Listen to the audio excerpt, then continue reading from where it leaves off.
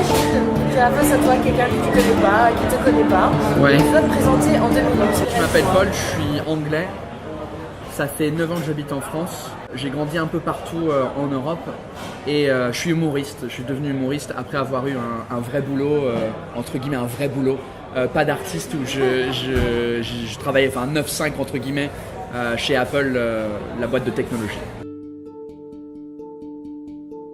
Mon père, il était ingénieur logiciel pour des banques à Genève, pour créer des logiciels informatiques pour eux. Ah, c'est ton papa que tu suivais en fait. C'est ça. Quand tu étais petit, d'accord. Entre 2 et 4 ans, j'étais en Suisse. Entre 4 et 9 ans, j'étais en France. Entre 9 et 14, j'étais en Angleterre. 14-16 en Espagne. 16 à 22 en Angleterre et 22 à 31 en France. C'est presque la moitié de ma vie, j'ai vécu en France. Ouais. Sauf que le problème, c'est que comme j'ai pas vécu les années importantes entre guillemets en France, je pourrais jamais me sentir français. Dans le sens, ouais, c'est ça, où tu deviens une personne, où tu as des références culturelles, tu commences à écouter de la musique, tu commences à regarder des films qui t'intéressent. Tout ça, c'est arrivé quand j'étais en Angleterre, donc je me sens beaucoup plus anglais que De culture, tu veux dire. de culture, ouais.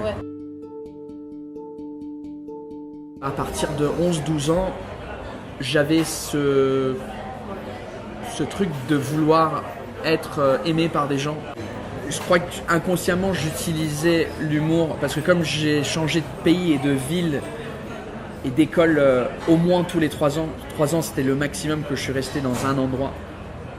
Et j'étais toujours le nouveau arrivé, l'étranger qui arrivait quelque part. Donc j'utilisais l'humour pour essayer de m'intégrer avec les groupes déjà formés dans les écoles qui se connaissaient depuis 2-3 ans. Donc je crois que mon sens d'humour et d'autodérision vient de ça. J'ai jamais été, je suis une personne très timide, même maintenant. J'étais un peu gros aussi quand j'étais petit, donc j'allais jamais intégrer dans un groupe parce que je suis beau gosse. Souvent, les beaux, les belles à l'école, ils sont là, ah ouais, ils sont idolâtrés. C'était pas mon cas. Donc moi j'avais la personnalité. Tous les gros ont de la personnalité. Donc j'ai dû créer une personnalité pour essayer de m'intégrer quelque part. Et quand j'avais 20 ans, j'avais décidé que le stand-up c'était un truc que je voulais vraiment faire, l'humour. Parce que j'aimais beaucoup ça. Et après je suis parti à l'université, j'ai étudié les langues et l'humour, je sais pas, c'était le nouveau truc. Même si j'ai grandi dans plein de pays, je garde, je crois, ce truc d'éthique de travail. Enfin, tu travailles, t'as rien dans la vie si tu travailles pas. Et moi, j'attends personne pour me rendre heureux et rendre mon travail un succès. En France, à chaque fois que je disais que je quittais mon boulot, les gens ils comprenaient pas en fait. Les gens, c'était inconcevable que j'étais dans un CDI pendant 9 ans et que je démissionne pour faire rien en fait. Pôle emploi, parce qu'on m'a dit pour continuer à avoir l'assurance maladie ou la sécurité sociale, il faut aller à Pôle emploi pour dire que tu es demandeur de travail. Je dis oui, mais je suis pas demandeur de travail.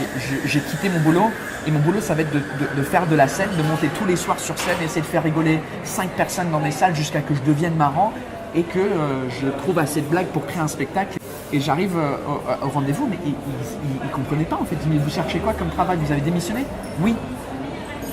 Et vous cherchez pas de travail? Non. Et la rupture conventionnelle, vous avez pas... Non. Mais en fait, il n'y avait pas de case à cocher pour ce cas-là dans le système. Parce qu'on aime bien mettre des gens dans des cases. Je viens ici parce qu'on m'a dit que j'étais obligé de venir. J'ai pas envie de venir ici, de vous parler que vous cherchez un boulot.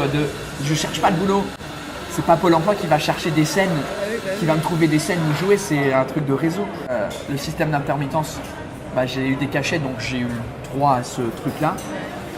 Et au final, je me suis rendu compte que moi, je me faisais arnaquer. Parce que sur un cachet de 150 €, l'entreprise qui te paye, eux, ils déboursent 300 €. Mais moi, je veux les 300 €, moi. Pourquoi je donne 150 € au gouvernement? Ah, parce que c'est pour les jours où tu travailles pas. Ah ouais, mais non, moi, je veux les 300 € maintenant.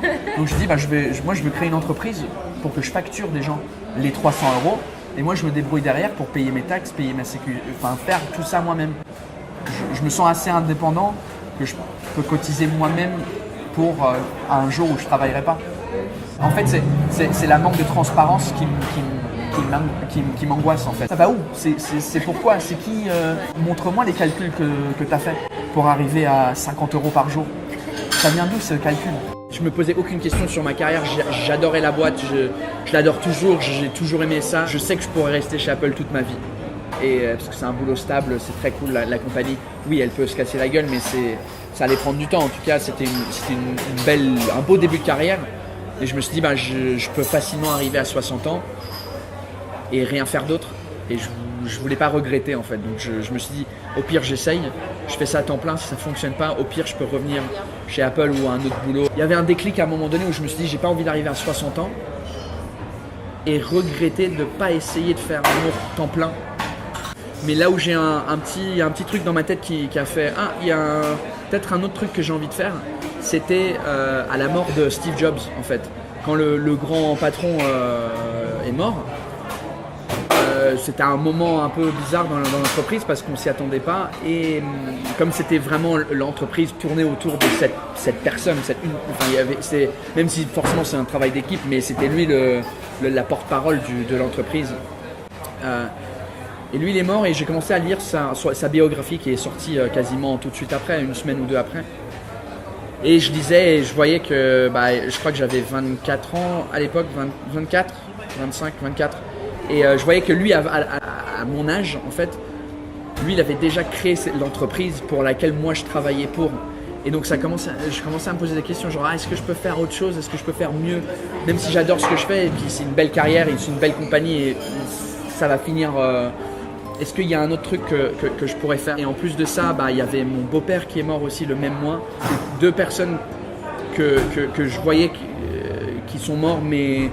un peu tôt entre guillemets, dans le sens où je me suis dit en fait la vie, à chaque fois qu'il y a quelqu'un qui nous concerne qui est mort, on se pose des questions sur la vie et la mortalité et qu'est-ce qu'on fait en fait avec notre vie, est-ce que c'est ce que j'ai vraiment envie de faire?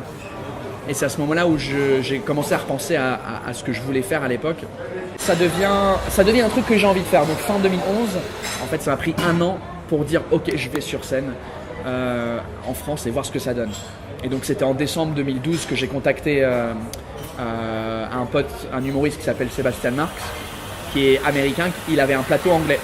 À Paris. À Paris. D'accord. Je l'ai contacté en décembre 2012 et je suis monté sur scène en janvier 2013. Quand j'ai décidé de démissionner pour quitter mon boulot, ma mère, elle a arrêté de travailler quand elle m'a eu, elle n'a jamais retravaillé depuis. Donc pour elle, les carrières et tout ça, ça voulait pas dire grand chose. Je savais qu'elle allait cool avec ça. C'était plus mon père que j'avais un peu peur de lui annoncer que j'allais quitter un boulot stable après 9 ans. Lui, il est rentré dans son métier quand il avait 19 ans et je crois qu'il aurait préféré faire autre chose avec sa vie. Et il m'a soutenu vraiment, donc c'était cool. Ouais. On va parler de ce sketch qui t'a fait connaître, qui est le sketch de la bise. Ouais. Moi, j'ai vu l'idée de faire ça en plan séquence. Je m'étais inspiré des pubs en Angleterre. Il y a des pubs en Angleterre pour une marque de téléphone avec Kevin Bacon. Et j'aimais beaucoup ce style-là de plan séquence. C'est comme c'était un sketch que je faisais sur scène, le stand-up c'est en plan séquence, t'es devant un public, il n'y a pas de coupe parce que si ça rigole pas, tu peux pas dire non, sur YouTube personne faisait c'était très jump cut. Tous les youtubeurs, ça continue à l'être maintenant. C'est une façon efficace de monter, mais là on a dit aucun montage, on fait un one shot tout le long. C'était filmé avec une petite caméra. Vraiment aucun moyen. Au bout d'une semaine, on avait eu 1 million de vues sur YouTube. Le 1er janvier 2016, la vidéo elle est sortie. Le 8 janvier, je me suis retrouvé dans les bureaux d'une chercheuse de talent. C'est la personne qui était responsable à Canal+, de chercher des talents, des nouveaux talents pour faire des nouveaux programmes, des chroniques, des choses comme ça. On aime ce que tu fais, on a bien aimé la bise. Est-ce que tu veux faire la même chose, mais on en fait 10 sur d'autres thèmes? Et j'ai dit ouais, ok. Pourquoi pas. On a été mis en contact avec Studio Bagel qui appartient à Canal+, mais qui fait des vidéos courtes, qui sont plus dans pas des programmes télé de 45 minutes, mais des programmes courts. Le producteur de Studio Bagel m'a mis en contact avec un réalisateur, Félix Guimard. Et ça a été, lui il a eu ses idées et puis moi j'étais d'accord avec ce que lui proposait. Et après le pilote, on a fait une autre version qui était, au lieu d'être dans un studio, d'être dans des décors vivants comme des bars. Et il y avait beaucoup de bons retours et puis on a adoré ça. Et après, c'est parti. Là, vous avez trouvé une forme commune et c'est à partir Ouais, de là c'est où ça. ça a démarré la première saison de What the Fuck France. C'est ça. Le processus d'écriture, c'était, moi j'arrive avec le thème, je me suis dit, ok, on a 10 épisodes, voici les 10 thèmes que j'ai envie d'aborder. Et après, on était plusieurs à être autour d'une table dans un café comme ça, souvent, à dire, ok, on va parler de l'alcool. Voilà, l'alcool en France, j'ai envie de parler de ça. Moi, j'ai mes idées. Quelles sont les autres idées? Ok, moi je notais tout. Et ensuite, moi j'écrivais le scénario. D'accord, toujours un brainstorming à la base avec des gens, des amis, Ouais. des gens. C'était des humoristes, ouais, c'était les autres stand-uppers. Des fois on était 4, des fois on était 5. Des fois il y a 2 ou 3 épisodes où j'étais vraiment tout seul à le faire parce que on galérait et puis il fallait trouver les thèmes. Et donc j'ai utilisé un peu de l'inspiration de mon spectacle pour créer des épisodes, notamment sur la langue française, la langue anglaise. Ou les Français qui parlent anglais, c'est des thèmes qui sortent de mon spectacle avec des nouvelles blagues et tournés différemment. La différence d'écrire pour la scène et écrire pour la télé par exemple, c'est que avec la scène, on pense à quelque chose, on peut le dire sur scène le soir même, sans contrainte, sans rien. Ça marche pas. Parce que là, j'écrivais un texte et là, ça partait en validation par la boss de Canal+, qui relisait le texte pour dire oui, ou par exemple, on peut pas dire ça parce qu'on n'a pas les droits. On n'a pas le droit de dire ça parce qu'on ne veut pas prendre un truc politique ou un angle politique, donc on ne peut pas faire ça. Donc là, on rechange le texte. Et ensuite, des fois, dans les réunions de pré-production, donc une fois que le texte est validé, on se rend compte que en fait, on ne peut pas avoir ce décor-là, on ne peut pas avoir ce costume-là. Donc il faut encore rechanger la blague parce que y a un truc en pré-production qu'on ne peut pas. Et des fois, une fois sur le tournage, on se rend compte que la blague, c'était qu'il pleuvait. Et il pleut pas, donc on va rechanger la blague pour faire un autre truc. Et des fois au montage, il y avait autre chose qui fonctionnait pas au montage avec la blague. Donc encore une fois changer ce qui se passe. Et au final, le texte du début que j'aurais raconté sur scène, il est complètement différent. Donc il y a des contraintes un peu sur chaque étape qui peuvent changer le texte et les blagues. À la base, on faisait 10 épisodes de What the Fuck. C'était 10 et c'était tout. Après, ça a bien fonctionné, ils nous ont demandé si on voulait faire la saison complète, c'est-à-dire de septembre à juin, la saison télé, parce que il y a de septembre à juin, il y a 2 semaines de repos au mois de décembre pour Noël, et après de fin juin à septembre, c'est des rediffs, il n'y a pas de nouvelle programmation. Donc en gros, ça nous faisait 34 semaines, 34 épisodes à faire. Et je me suis dit, ok, ouais, faisons 34. Mais c'est tout. Je voulais pas faire plus parce que à un moment donné, moi, j'ai rien d'autre à dire en fait. Je parle de quoi en fait après les tables en France sont nulles pour 3 raisons parce que c'est la moquette en France, c'est bizarre pour 3 raisons. Il y a des trucs. J'aurais pu continuer peut-être 10 épisodes, mais je me suis dit non. Moi, je suis de l'opinion, il faut arrêter les choses quand elles sont bien. Et un truc qui peut être permanent, c'est l'actu. Parce que l'actu, elle change tout le temps. Il y aura toujours de l'actu tout le temps. Donc je me suis dit, quelque chose qui pourrait durer plus longtemps, c'est de faire quelque chose sur l'actualité. La responsable des créations originales à Canal, elle a dit, ok, on diffuse la semaine prochaine. C'est quoi le concept en fait? Et donc en une semaine, on s'est dit, ok, qu'est-ce qu'on fait? Je vais faire de l'actualité. Elle aimait bien le style What the Fuck, mais du coup c'était au niveau budget c'était compliqué parce qu'avec What the Fuck on pouvait tourner plusieurs épisodes de suite parce que comme il y avait pas de temps, c'était pas dans le temps, les boulangeries elles changent pas d'une semaine à l'autre, sauf que l'actualité oui, donc on était obligé de tourner une semaine à la fois qui doublait le budget de production. Donc du coup en fait on a dû réduire les moyens sur les plateaux de tournage, donc on n'avait plus de steadicam, donc on a essayé de recréer un peu le même univers qu'on avait créé pendant un an. Toujours avec la même équipe? Toujours avec la même équipe. Alors, il y avait des gens qui étaient plus impliqués parce qu'on n'avait plus de budget et puis donc c'était plus ou moins la même équipe, un peu plus réduite. Et pour moi c'était bien pour une émission d'actu qu'on a fait. On a fait la demi-saison donc de septembre, fin septembre à décembre, avant la pause hivernale. Et moi j'ai décidé de pas continuer cette saison-là parce que je me concentrais sur mon spectacle, que je jouais 3 fois par semaine pour la première fois à Paris, vraiment une résidence de 3 mois. Et je pouvais pas faire les deux en même temps. Déjà, l'automne, ça m'a tué en termes de rythme, de travail, toutes les semaines, surtout que j'étais en tournée en France.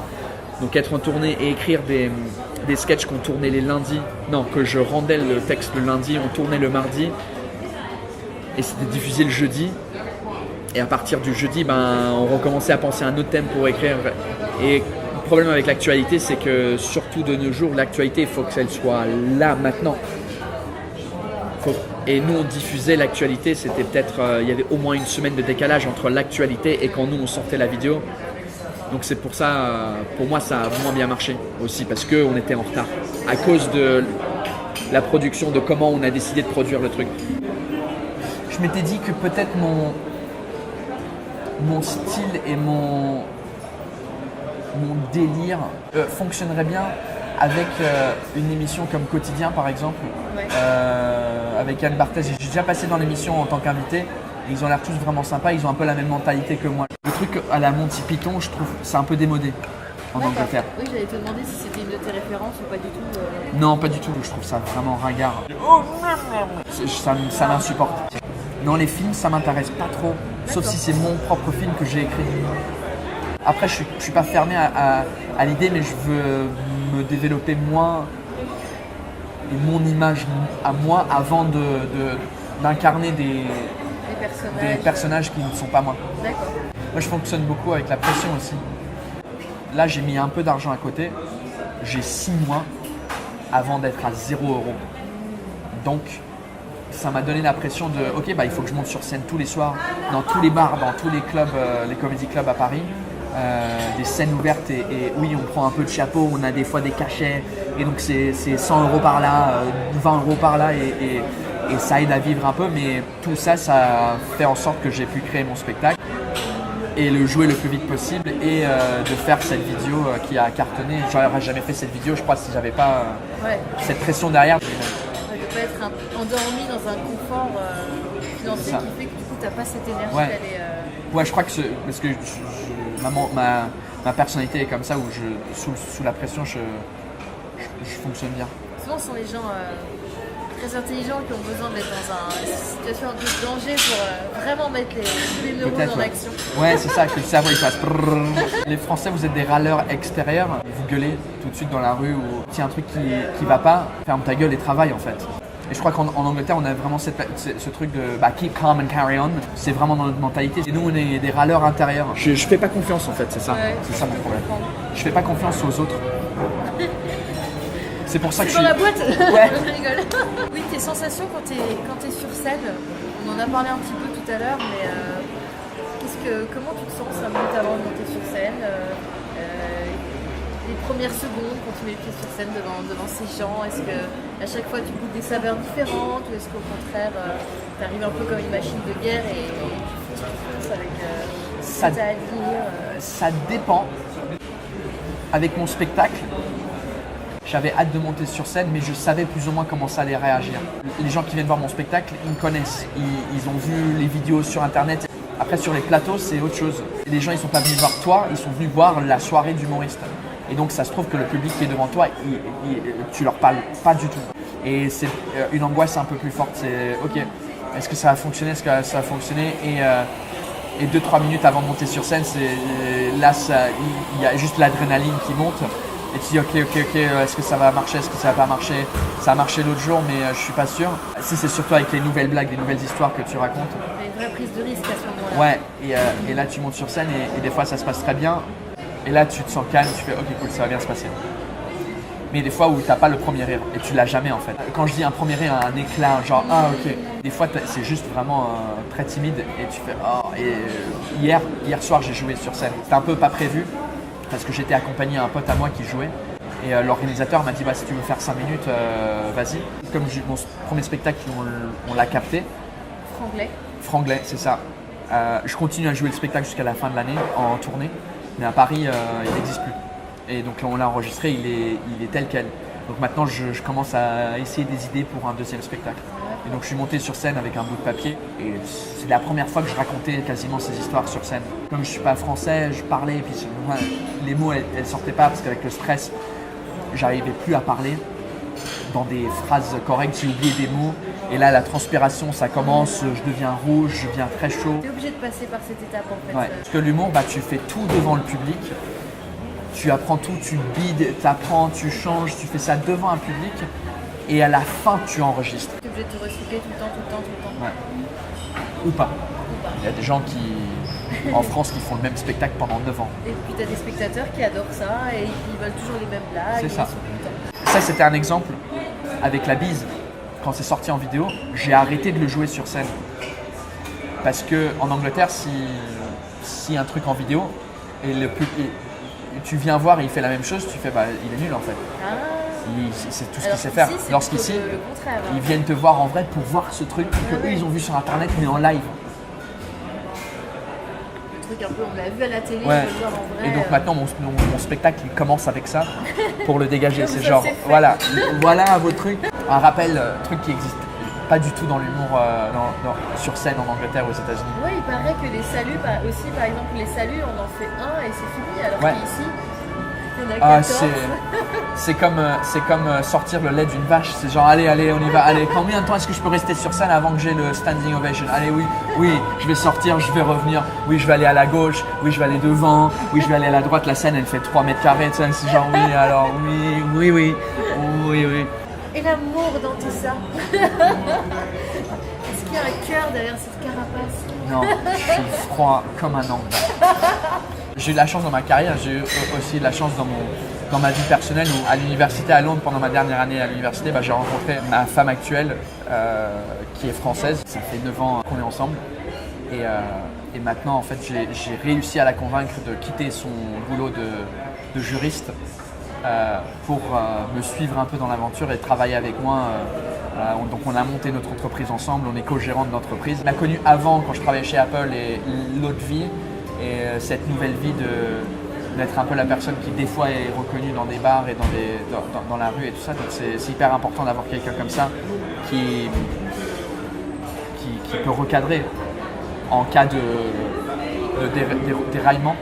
Oui, déraillement. Mais c'est beau une histoire qui avec le temps arrive à... Parce que c'est pas évident si tu as traversé toutes ces phases dans ta vie pour en arriver jusque là aujourd'hui. Ouais. Qu'une relation résiste à tout ça, c'est beau aussi. Du coup, c'est un peu le moteur qui est derrière ce que je fais. Moi, je suis le visage de l'entreprise et puis elle, c'est qui organise tout, qui est là pour me recadrer. Ouais, c'est ça. Il paraît que derrière chaque grand homme, il y a toujours une femme. Apparemment, ouais. Ou l'inverse aussi. Je crois que ça existe aussi. Dernière remarque, peut-être pour les nouvelles générations, les gens qui te suivent. Je dirais juste trouver ce que vous voulez faire dans la vie et faites-le à 100%. Et oubliez ce que tout le monde dit de c'est difficile et c'est vraiment en le faisant que je me suis rendu compte que c'est possible. Donc faites-le, trouvez ce que vous voulez faire et faites-le now. Don't waste time.